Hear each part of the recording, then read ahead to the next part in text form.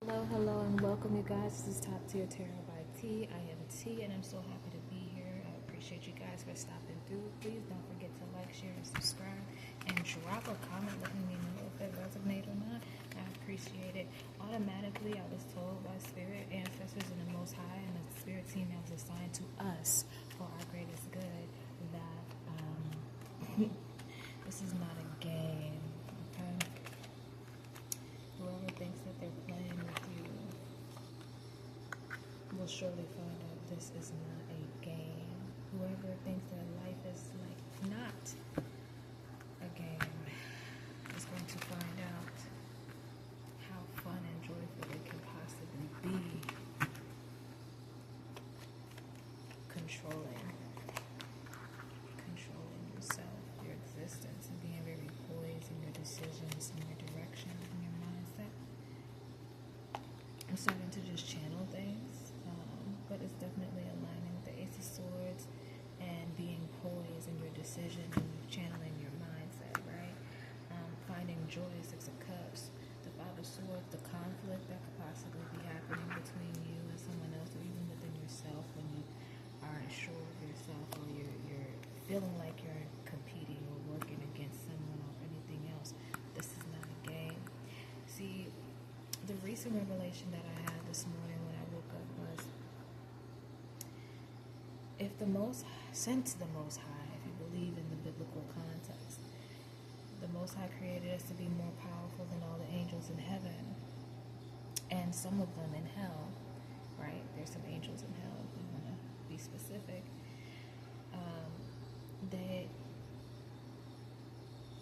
The reason why you are such a sensitive being, you're so attuned to your surroundings, and the whole thing about us being attuned to our surroundings, everything is working against us doing that, because if you understand the biblical description of angels, which is very, very scary, you were made to be more powerful than that. So to suppress that sensitivity and that attachment, to demonize it, to degrade it, to manipulate it, to distract it, to destroy it, to disrupt it, is only a part of the plan, right? And I just feel like you are learning that this is not a game, but it becomes so much more freeing when you realize how sovereign you are meant to be, where you shouldn't have a fear or worry or doubt, and just know that the creation, everything that the Creator made is in you to prosper. Okay? So with the Seven of Swords, this is definitely just saying, like, this is moving in silence or secrecy, and holding on to your power here. Like I said, moving. Chariot cards are moving. So what you're going to find is that when I read the cards, I already know what the cards are kind of going to say before the cards say it, by channeling it, but I put the cards there just to verify it for the people who like to read cards. I don't need cards, right? And I will pull as I talk. So it's like a conversation with the cards, with the visuals, like a story.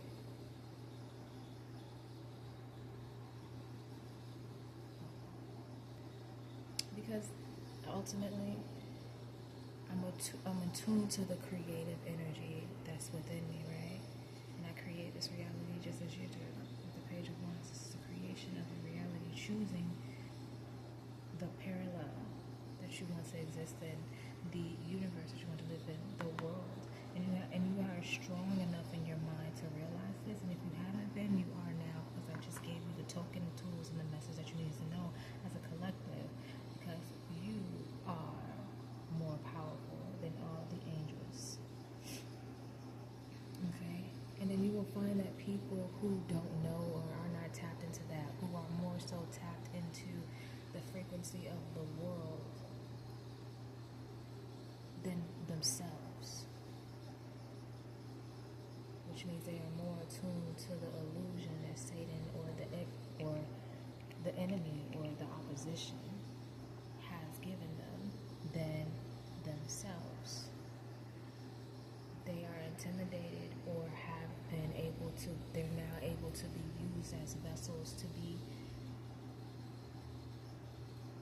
to monitor, disrupt, destroy, dismantle from the diet, from the thought process that you had, from the plans that you make, from all of that. So this is why moving in silence and confident in your silence is more important. It's also clear. This is something that you need to know, that being that no weapon formed against you shall prosper, you will know that a weapon is formed. It's your responsibility to move in a place of silence and knowing, okay? And taking action when called, okay? Because one thing that he can do is he can pray, he can watch, he observes, he listens, he pays attention. All of our enemies do. They can disguise themselves as our friends. Okay? However,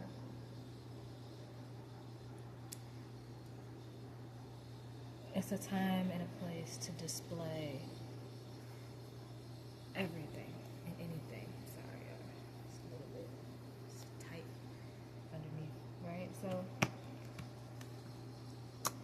also, I felt like I was kind of blocked in that statement, so it's almost like, to explain that is almost like a sacred practice, almost like hoodoo, it's a sacred practice, it's a closed practice. So mastering the art of moving in silence in a specific way is another closed practice. Learning how to hear his voice, learning how to know when it's time to go and all of that stuff. Or knowing how to declare and decree that it's the time to go, because remember, you are creating the program as well, right?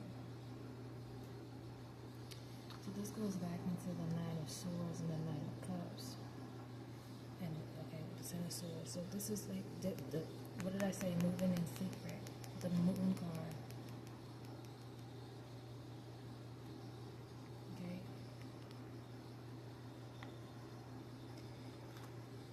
Okay, so let's go ahead and decipher these cards right here, and then the reading will be technically concluded. 7:37 on the clock. Okay. All of that reduces down to 8. So this is it's almost like it's repeating itself. But we're gonna go into it. The Nine of Swords with the Nine of Cups. Okay, so 9 and 9 is completion of a cycle, right? But it's also a new beginning with the Ten of Swords. So the Nine of Swords is really indicating when somebody is kind of in this place of being stagnant and stuck in bed or in their mind, don't know when to move or how to move. The Nine of Cups is saying that you have to find fulfillment and joy in stillness. Fulfillment and joy in a place of knowing, okay, I don't know what's going to happen next, and it seems like things around me are going in a negative direction. But is that my mind telling me that? You have to find the happiness and the joy in that. Like, como se dice? Anyway, I don't even know what I was going to say, but like when looking at these swords, right, and they're all facing downward, instead of looking at these swords as weapons against you, it could be weapons for you, right?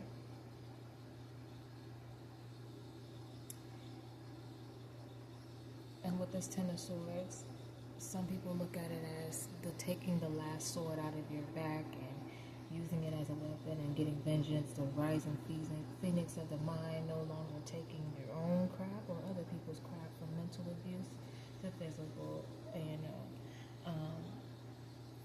overcoming challenges and fighting in the war, fighting in the battle. This says to me coming out of the battle. The Five of Cups with the Moon card, it's secretly moving away from loss and despair and looking, and instead of looking at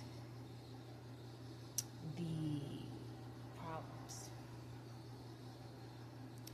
looking at the problems as something to consider problems. Like, it's a whole different perspective of being the Queen of Wands. The Queen of Wands is not only a leader, an action taker, determined, compassionate, passionate. She's also not the one to fuck with.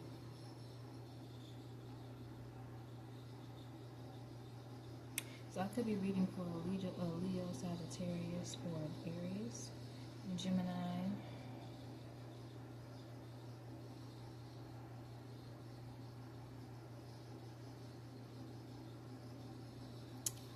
A lot of air signs popping up. A lot of mental gain. Okay, you're being asked to be patient. Something else is coming in. You're moving away from loss pertaining to finances or livelihood or material gain or success. Even grieving over past loved ones. Okay? So that's what I have for you guys. I appreciate you guys for sticking around, tuning in, and watching the video. Please don't forget to like, share, and subscribe. I love you guys. Remember, this is not a game.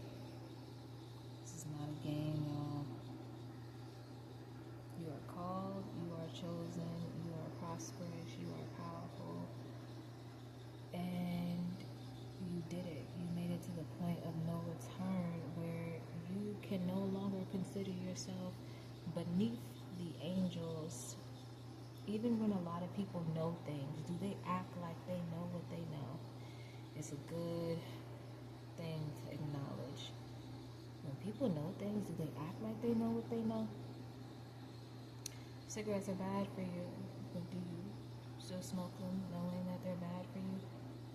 And we must ask ourselves, why do we still do things that are not in alignment with who we really are? There has to be some level of enslavement that you have accepted. And when that frequency is in alignment with all of the other things that you are, then you have to ask yourself, is this why your life is the way that it is? Or is this why my life is the way that it's going? And this part is about somebody here just feels like they can't get out of the rut that they are in. And that's because they haven't decided to own their life yet.